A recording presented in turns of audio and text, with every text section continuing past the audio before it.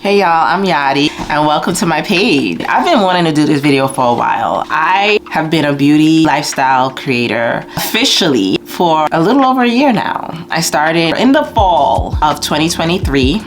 So I hit 1 year in September, October of 2024. But honestly, I feel like I didn't really get going until the beginning of 2024. So I kind of look at it like a 1 full year. But I want to talk to my small beauty creators. A lot of you guys want to know, how do you start to get PR? How do you start to get on the radar of these beauty brands, especially as a small creator? And I have a few tips. I am a small creator. I've been lucky enough to get on a few PR lists. So let's get into it. So just to start, I'll give you my stats. When I say I'm a small creator, I am a small creator. I think I have like 270 subscribers on YouTube.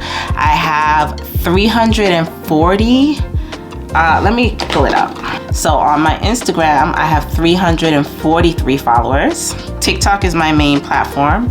I have 11.2 followers on TikTok. Let me show you my YouTube. I have 273 subscribers on YouTube. In total, I have less than 12,000 followers on all of my socials put together. That is a very small creator. 2024 was my first full year as a beauty creator, and I was able to get on the PR list for YSL Beauty, the PR list for It Cosmetics, Urban Decay, CoverGirl. I've done collabs with Kiehl's, Prada Beauty, Ro Beauty, CVS, Estee Lauder, Photo Wall, Numi Hair. And part of the reason why I was able to do a lot of those collabs is because I was on their radar. Most of these collabs were inbound, where they came to me. CVS, I got that through an influencer platform, and Prada Beauty as well. I got that through an influencer platform, and we'll go through the influencer platforms as well. But that's what I did for the year as a creator. As of right now, I have a little under 12,000, but over the year, I didn't hit 10,000 on TikTok till April of last year. Prior to that, I was under 10K. I didn't start my Instagram, I think, until the summer of last year. So I didn't even have an Instagram. I was like under 200 subscribers on YouTube for most of the year last year. So I was an extremely small creator working with these brands. So yeah, I have it written down. And mind you, I'm only speaking as a beauty creator. I can't speak in other niches. All right, let's get into it. Y'all gonna hate me for saying this, but I'm gonna say it. The best way to get on these brands' radar is to be niche down to some extent. Nobody says you have to create only beauty content, but I would say 70% of your content at least should be beauty related. That is the fastest way as a small creator to get on these brands' radar. Yes, I know everybody's like, I'm the niche, I'm the niche, I'm the niche too. I get it.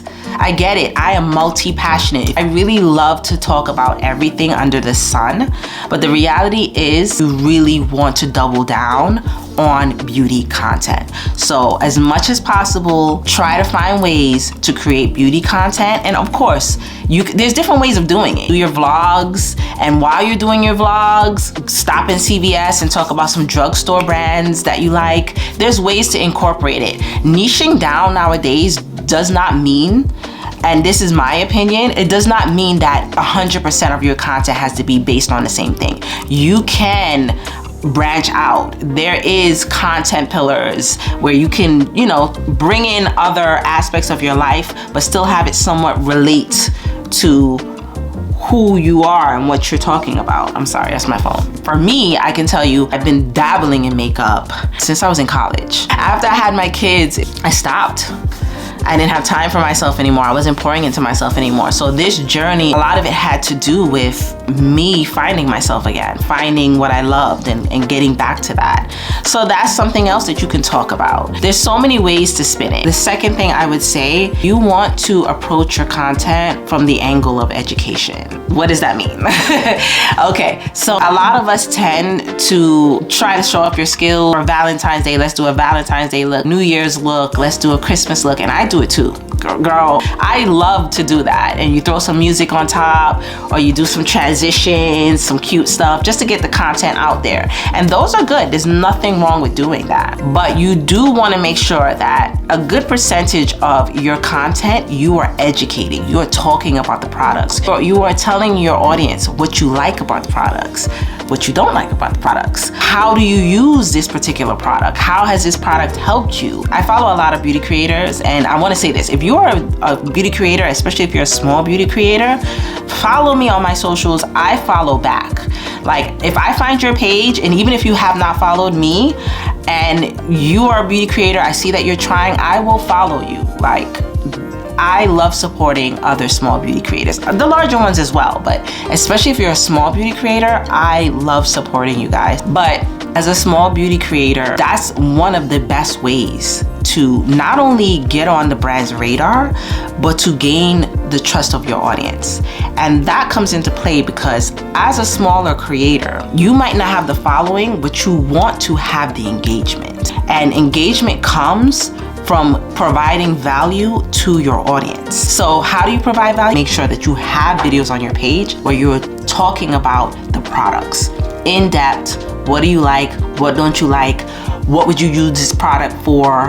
What does this product help you with? Like, I can't even talk about how important that is in terms of getting on the radar of these brands. Not only does it help them to picture how you would be able to present their product to your audience, but it also shows that you have a little bit of expertise. You want to show yourself as someone who has authority. You understand the product, you can show your audience what this product works well for, what it doesn't work well for, and that's really what helps brands to really see you as somebody who is an asset, somebody they want to work with, somebody they want to send products to. Influencer platforms, those are really great in getting noticed by brands. I'll give you guys a few. Aspire, you have Cohley, you have obviously CommunityxSeen, you have Skeepers. Those are really good places to start to get collabs, and we'll get into gifted collabs later. You start to get used to what brands want to see from you. That's when you start really becoming good at this craft. I feel like that is a great way for brands to really start to notice you. Not only the brand that you might be working with on that collab, but other brands say, hey, oh, she did a really good job, you know, okay. You know, if you're starting to do gifted collabs and you're doing really well with that and you're getting noticed by brands, they're gonna go to your page. And when they go to your page and they're seeing that you're educating your audience, you're coming out as somebody with authority, you're pushing out a lot of beauty content, you're pushing out 60-70% beauty content, that, I'm telling you, listen to it, I'm telling you. Gifted collabs. This is something that is argued about so much in the content creator community. Majority of my partnerships last year were gifted. A lot of people are like, I don't want to do gifted collabs. It takes my time. It takes my... Teach his own. I'm not here to convince you that you should or you shouldn't. If you feel like it takes too much time and energy and you don't want no part of it, by all means, I'm not judging. You don't have to do gifted collabs. If you choose to do gifted collabs, because people have asked me about that, it is a great way to show what you can do.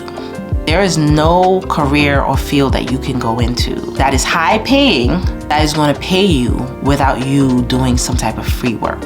Whether it's an internship, whether it's a practicum, whether it's clinicals for nursing, and content creation is no different. If you are lucky enough to get a super viral video and reach 100,000 followers in one shot, you might be able to do that. But if you're a small creator and you're building your platform brick by brick, most likely you're going to have to start with some type of gifted collab in order to start to get on these brands' radar and start to get the paid collab. My first paid collab, if you follow me on TikTok, I bought the Sony ZV-E10 last year.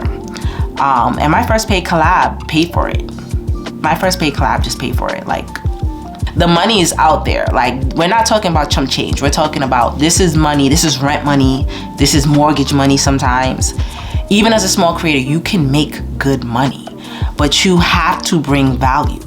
You have to show these brands that you are bringing value.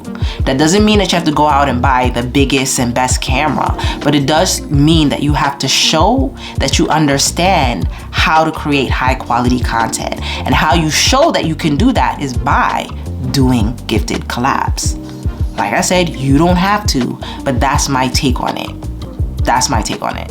If you are on influencer platforms, all of the influencer platforms that I'm on that I've gotten collabs through, they are now asking, whenever you're applying for campaigns through them, they're asking for links to work that you've done that is similar to what they're asking for in their briefs. Yeah, baby. Yes, ma'am. I applied to a brief today for a fragrance brand, a luxury fragrance brand. Will I get it? Who knows? I can apply to these campaigns that are paying 4 figures. And I know that I can do the work, and I can show I can do the work. I have my resume because I put in the work. It might be an unpopular opinion, but I'm talking as somebody who was able to get on these brands' radar and able to start to make money with less than 10,000 followers.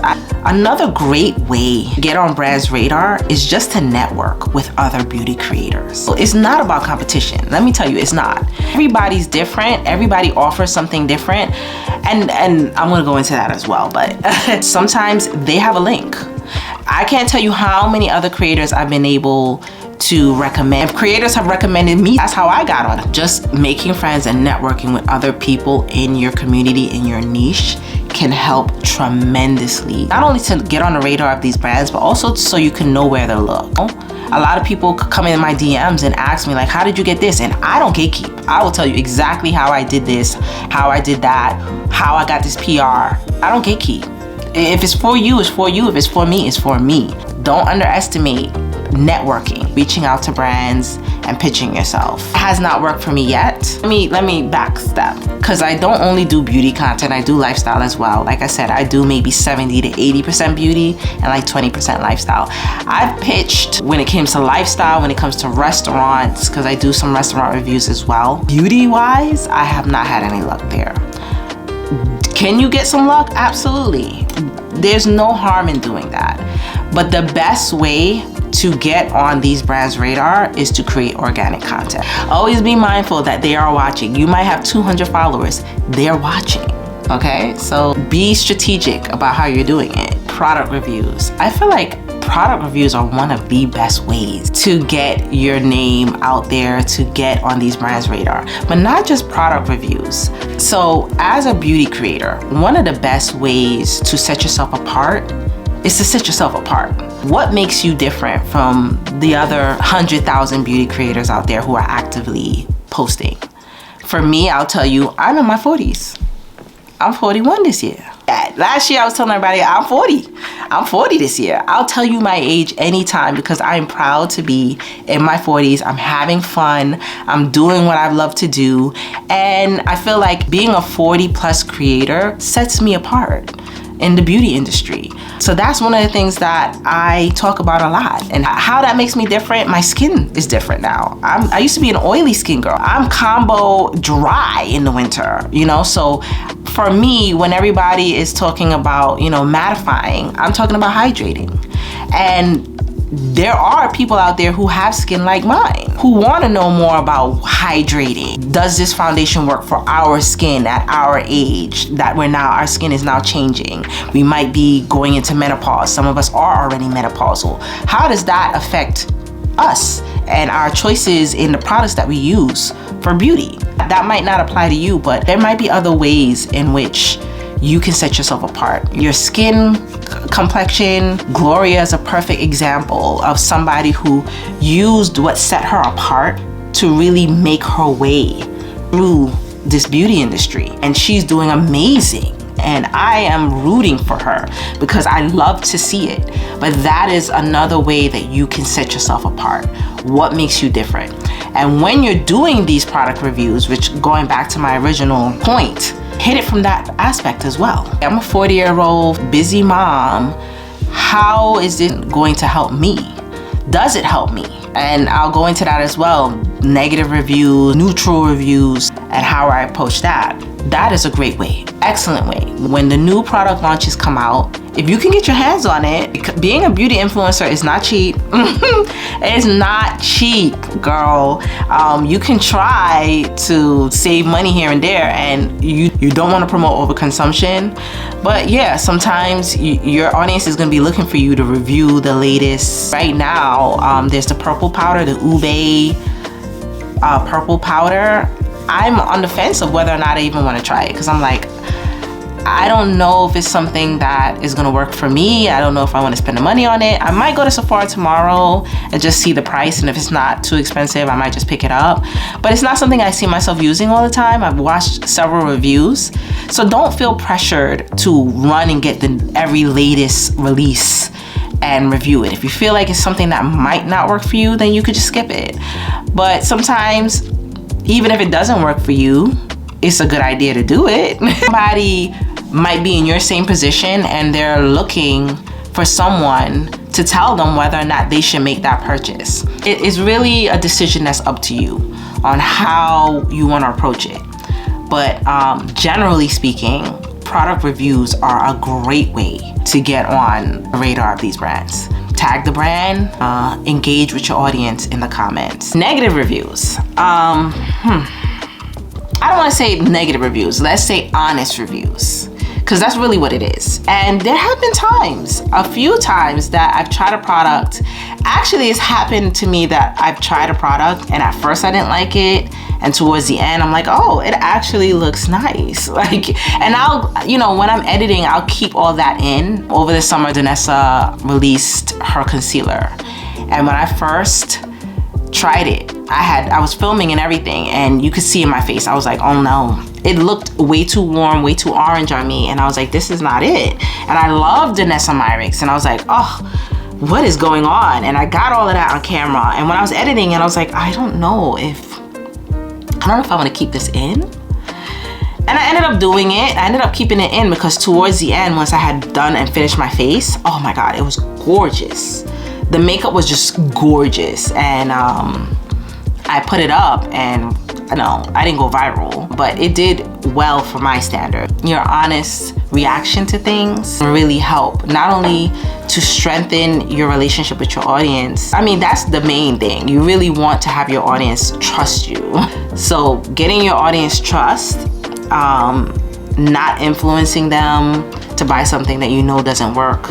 But also, it can help you stand out from the other creators. Everybody's giving a certain product a good review, because I'll be honest with you, I feel like not everybody in the beauty industry wants to give bad reviews or mediocre reviews, neutral reviews. And especially as a small creator, you're not gonna find that a lot. A lot of small creators are afraid. They're afraid to really tell what it really is because they don't wanna hurt their chances of working with the brand in the future. Me, I don't care. I sleep well at night knowing that I said what I said. And that means so much more to me. And when I say I love something, you know I love it. My audience knows when I say I love something, I love it. I'm not just saying it, because if I didn't love it, I wouldn't say I loved it. So that's how I look at it. I feel like some creators just wouldn't post the product if they didn't like it. And you could go that route as well. If you don't like the product, just don't say it. But then I feel like you run the risk of when people watch your page and they only see good reviews. They don't know about the reviews that you didn't post. They just see what's on your page. So it looks like every review that you did, you liked. So you run that risk, So that's pretty much it. Niche down as much as possible. Create a lot of beauty content. Majority of your content really should be beauty content. If you're a small creator, if you're a larger creator, you can definitely get away with it. But if you are a smaller creator and you want to start to get on these brands' radar, push out a lot of beauty content. Educate your audience. Talk about the products in depth. You don't have to be an expert per se, but what do you like about the product? You have to like something about the product for you to pick it up, right? What do you think the product does well? What do you use it for? There's products that are multi-use nowadays. What is the best use that you find for the product? Sign up to influencer platforms. I will probably put the influencer platforms I named below and maybe a few others so that you guys can see. Post organically, network, and engage with other beauty creators. okay? That's super important. Give honest reviews. Don't shy away from gifted collabs if you don't want. If you don't have to shy away from gifted collabs. I really think that that's very important for you to start to get paid collabs, is to show what you can do with the gifted collabs. Your platform is your resume. So the more that you can show that you can do on your platforms, the better it's going to be for you. And tag, how could I forget? Tag those brands. Even if you gotta tag them 100 times. I know I've tagged Say. I've tagged Say like a million. I know they're so tired of me, because every video that I've done in the past, I would say 4 to 5 months, I've tagged this brand. So yeah, that's that. I hope this was helpful. Please like, comment, subscribe. Tell me if you think this was helpful. If you're a beauty creator and you've been able to get PR, you've been able to get noticed from brands, you've been able to get collabs, and you think I missed something, please, by all means, let me know in the comments what you think I missed. And yeah, follow me on all my socials. That Girl Yachty on Instagram, That Girl Yachty on TikTok, That Girl Yachty obviously here on YouTube. And I'll see you guys around.